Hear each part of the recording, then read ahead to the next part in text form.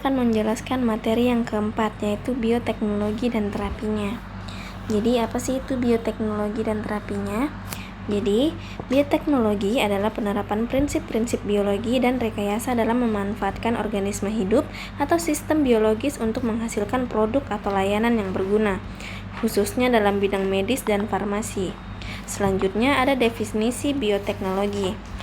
Bioteknologi adalah cabang ilmu yang memanfaatkan organisme hidup, sel, dan molekul untuk menghasilkan produk atau jasa yang bermanfaat bagi manusia. Selanjutnya, ada contoh bioteknologi. Yang pertama ada fermentasi, yaitu fermentasi itu adalah proses pengubahan zat oleh mikroorganisme tanpa oksigen. Contohnya pembuatan yogurt oleh bakteri Lactobacillus. Kedua ada rekayasa genetika, yaitu teknik mengubah susunan gen makhluk hidup untuk tujuan tertentu. Contohnya adalah padi transgenik tahan hama. Yang ketiga ada produksi vaksin, yaitu proses membuat zat untuk merangsang kekebalan tubuh terhadap penyakit. Contohnya itu adalah vaksin COVID-19 mRNA. Lalu, manfaat bioteknologi, yaitu yang pertama ada pangan, produksi makanan fermentasi atau yogurt atau tempe, tanaman varietas unggul. Yang kedua ada kesehatan, produksi obat dan vaksin atau insulin, atau biasa disebut dengan teknologi terapi gen. Terus ada yang ketiga yaitu lingkungan. Yang pertama itu pengelolaan limbah dengan mikroorganisme dan produksi bahan bakar hayati atau biofuel. Lalu ada rekayasa genetika. Definisi rekayasa genetika adalah proses memodifikasi informasi genetik organisme dengan cara menambahkan, menghapus atau mengubah DNA menggunakan teknologi molekuler. Lalu ada teknik umum. Yang pertama ada CRISPR atau Cas9 dengan sistem pemotongan DNA yang presisi dan efisien. Yang kedua, rekombinasi DNA atau menggabungkan gen dari spesies berbeda atau transgenik. Yang ketiga ada vektor plasmid dan virus untuk membawa gen ke dalam sel target. Lalu ada proses, yaitu melibatkan isolasi, pemotongan, penyisipan, dan penggabungan gen menggunakan enzim transkripsi dari vektor seperti plasmid atau virus.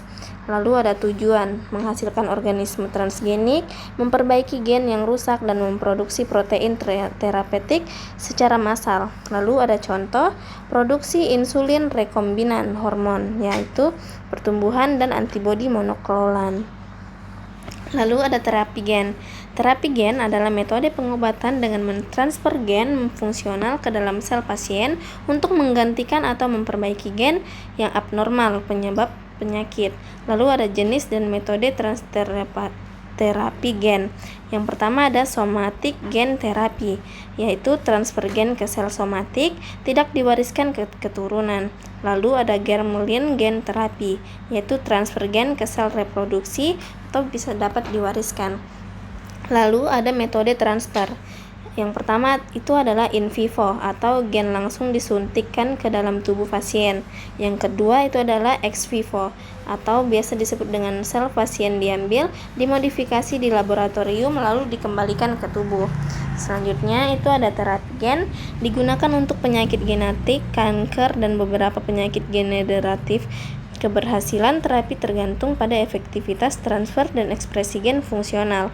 Pengeditan genom menggunakan CRISPR atau Cas9, terapi sel induk, dan pendekatan farmakogenomik.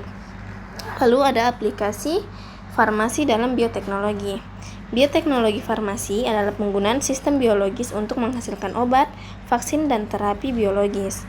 Lalu produk farmasi bioteknologi, protein terapeutik, contohnya itu adalah insulin, interferon, eritropoietin.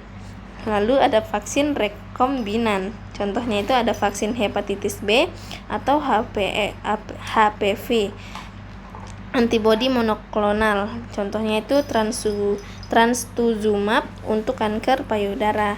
Lalu terapi berbasis RNA, contohnya itu adalah mRNA vaksin untuk COVID-19. Lalu kesimpulan yang dapat diambil dari materi ini adalah bioteknologi telah membawa revolusi besar dalam bidang kesehatan, khususnya dalam terapi penyakit genetik. Melalui teknik rekayasa genetika, terapi gen, dan aplikasi farmasi modern, bioteknologi memungkinkan pengembangan pengobatan yang lebih efektif, personal, dan tepat sasaran. Inovasi seperti pengeditan genom menggunakan CRISPR Cas9 ini, terapi sel induk, dan farmakogenomik membuka peluang untuk memperbaiki atau mengganti sel gen yang rusak serta menghasilkan protein terapeutik secara massal. Selain itu, kemajuan dalam diagnostik molekuler memungkinkan deteksi dini penyakit genetik yang meningkatkan keberhasilan terapi. Meskipun masih ada tantangan seperti etika, keamanan, dan aksesibilitas, bioteknologi memberikan harapan besar untuk masa depan pengobatan dan pencegahan penyakit genetik. Mungkin itu saja yang bisa saya sampaikan. Maaf apabila banyak salah kata. Terima kasih atas perhatiannya. Wabillahi taufiq wal hidayah. Assalamualaikum warahmatullahi wabarakatuh.